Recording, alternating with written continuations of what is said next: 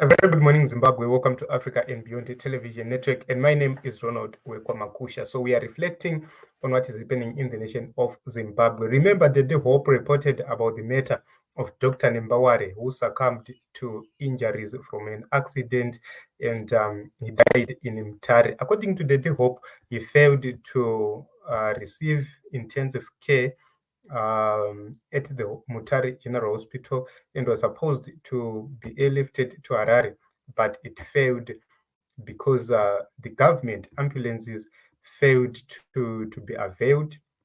So we need to take a look onto this response to what the Hope who said ZANU PF Murakashi in the Goto responded on X and gave an account of what is happening. So he says the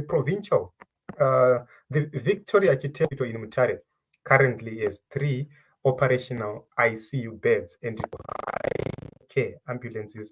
Contrary to the insinuations made by Hopo on X, there was no need to evacuate any casualties from Mutare. Sometimes when it is someone's time to go, nothing can prevent it. Unfortunately, Hopo is once again twisted the truth for his own political gain, exploiting a tragic accident. This shows unimaginable disrespect for the deceased. May the souls of the departed rest in peace. So I will just remind Mr. Derek here that Mutare Provincial Hospital is not a referral hospital when we have ICU matters.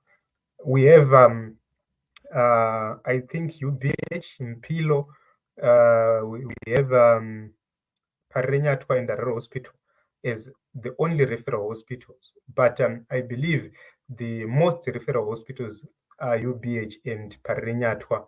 I believe that even Harare, they refer to Parenyatwa on certain matters.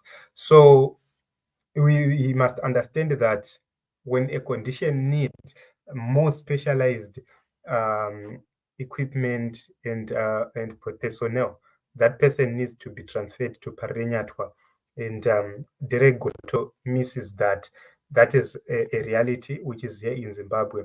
Our hospitals, our provincial hospitals, they are not capable enough to deal with certain matters, even if there is an ICU unit which is functional. So let us get back to this story. He says if any evacuation had been necessary, a regular ambulance vehicle would have been used due to the absence of night flying devices on the recently acquired helicopters.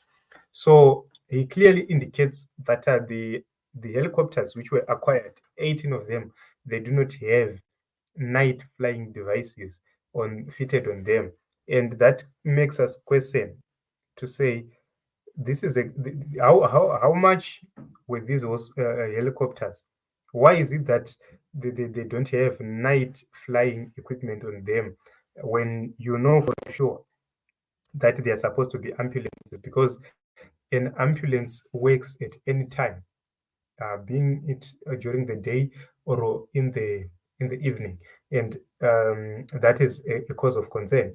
A government was supposed to be responsible when they purchased these ambulances. They needed to make sure that they had the necessary equipment to capacitate them to transport patients from point A to point B. So it serves no purpose if they agree that these helicopters do not have the needed devices for them to fly at night. It shows that they can't serve their purpose. So he says, I strongly urge our national leaders to take a firmer stand against these purveyors of fake news who deliberately tarnish our country's image in the eyes of both our citizens and foreigners. Zimbabwe is our only homeland, and we cannot continue to allow a small group of individuals driven by a desire to impress their Western handlers to exploit the entire nation through the blatant spreading of falsehoods. Okay, so this is what Derek Goto says, and there was a response to Derek Goto, and he was asked very important questions by another doctor. And Skilled Rebara says, Good evening, Derek. I want to believe you, but if you can spare a moment and answer the following questions, then I will believe you.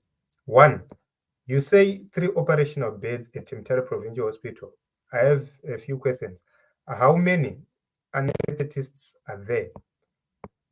How many ICNs are there? And is 3 beds enough for all the residents of Mutare? And if there are 3 beds, what are the chances they will be free? Do they have a neurosurgeon at Mutare Hospital? You talk about evacuation. I have a few questions. May you please tell us the criteria for evacuating patients by road or by air? What was the diagnosis? Tell us a bit about transport trauma. As for the respect of the deceased, don't you think commenting on things you have no knowledge about is a disrespect? You also say if evacuation had been necessary, they would use a regular ambulance. Tell us the criteria used to decide that. As for OPPO, don't you think journalists should be free to do their job without fear and say it is?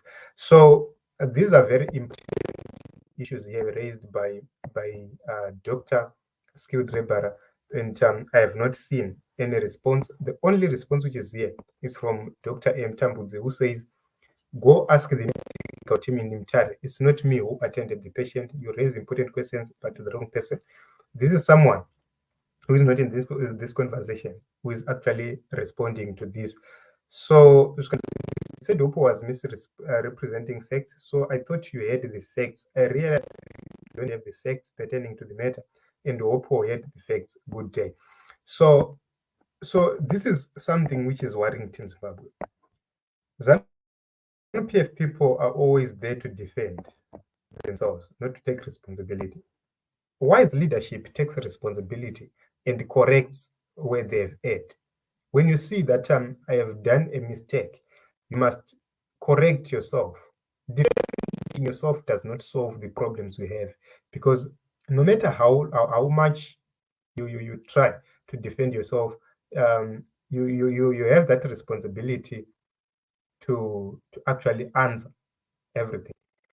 So in my view, they were supposed to actually correct, to say, okay, our ambulances were not there because of A, B, C, D. They were supposed to fix 1 or 2 ambulances with night flying devices, so that they can serve for a purpose.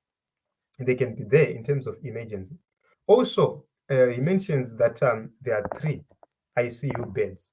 And when we talk about ICU, ICU is very important because we are talking about intensive care. What if all the ICU beds are full? Okay, so what if the other equipment was not functional or whatever? Because I have seen these problems. You know, personally, as a person who went through a lot at Parenyatwa, uh, if you tell people that the radiotherapy machine there was constantly having problems, they'll tell you, Kuti, you are not being patriotic, you are doing A, B, C, D, but they'll ignore the facts that indeed it wasn't working. For them to actually go and correct the problem, they will not. At a certain point in time, watonzwa kuti hapana mvura. So this machine, hameno mvura dzichidiwa ndedzei, what. So just because of hapana mvura, patients will be returned home. All those issues that are very important. So defending what you do not know is the problem we have in Zimbabwe. And mind you, remember the people who work at Mutare Provincial Hospital or Victoria Chitebo.